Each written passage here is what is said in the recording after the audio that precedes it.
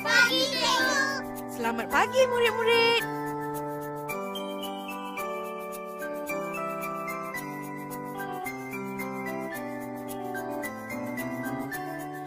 Tulus setiamu, Cikgu, telah mengajar kami, membekalkan ilmu untuk masa depan.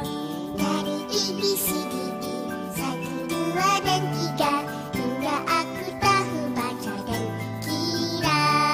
Tak terhingga pengorbananmu, hingga aku besar kan ku ingat selalu.